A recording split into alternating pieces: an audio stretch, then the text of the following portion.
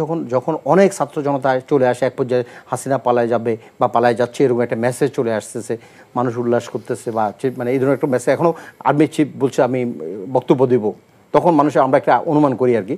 তখন আমি চলে আসি রাস্তায় এই যে বাড্ডাতে, আপনার বাড্ডা থানার সামনে, যে ব্র্যাক ইউনিভার্সিটির সামনে, তখন বিভিন্ন ভবনের উপরে উঠে পুলিশ গুলি করতে থাকে। যখন ছাত্র জনতাকে গুলি করতেছে, সেখানে দেখবেন আপনি স্কুলের ড্রেস পরা কিছু ছেলে পেলে, খুব অনেক ছোট, এরা স্কুলের, নট কলেজের, স্কুলের ছেলেমেয়েরা, এরা বিভিন্নভাবে সামনের দিকে চলে যাচ্ছে। তো আমি সেখানে, আমরা যেভাবে ছিলাম, আমরা তো বুঝতেছি যে পুলিশ কীভাবে স্টেপ দিচ্ছে আমাদের প্রতি, ওরা কিছু বুঝতেছে না, ওরা সামনের দিকে ছোটো ছোটো ডিল নিয়ে এগিয়ে যাচ্ছে।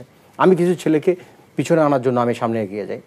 আমি দেখতে পাচ্ছি যে বিল্ডিংগুলোর ছাদে থেকে, লন থেকে, বারান্দা থেকে ওরা যে কীভাবে দাঁড়িয়ে একেবারে ট্রিগার ধরে আর কি নিশানা লাগিয়ে গুলি করতেছে। আমি দুটো ছেলেকে পিছনে আনা, একটা মানে পিছনে আনার জন্য যাচ্ছি, এমন টাইমে একটা ছেলের পায়ে গুলি লাগে, সে পড়ে যায়, এটা আর কি। পরপর আরেকটা গুলি এক পর্যায়ে তার বুকে লাগে, সে ছেলেটা পড়ে যায়। আমি তাদেরকে বারবার নিবৃত্ত ভাই, বাচ্চা মানুষ, ওদেরকে ওরা চলে যাবে, ওদেরকে আমি, এই তোমরা পিছনে আসো।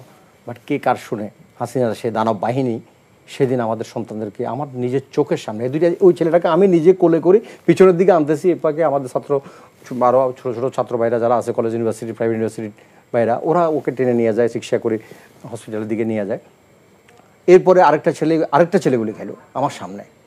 এক পর্যায়ে দেখি যে এর পরে টার্গেট আমি এরপরে আপনার একটা জোর পিলার ছিল কারেন্টের, জোর পিলারের একটা এখানে শেল্টার নিই, আমি পুরো দেহটাকে আমি কাত করে সরিয়ে ফেলি, বাট আমার বাম পার একটা অংশ, হাঁটুর নিচের এই অংশটা আমি সেভ করতে পারিনি।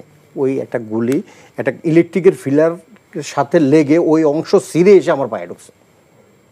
এই ছিল আমার কাহিনী, সেটা করুণ কাহিনী, সে রক্তাক্ত অবস্থা এবং নিজের চোখের সামনে কতগুলো লাশ মাটিতে পড়ে যেতে দেখছি। আপনি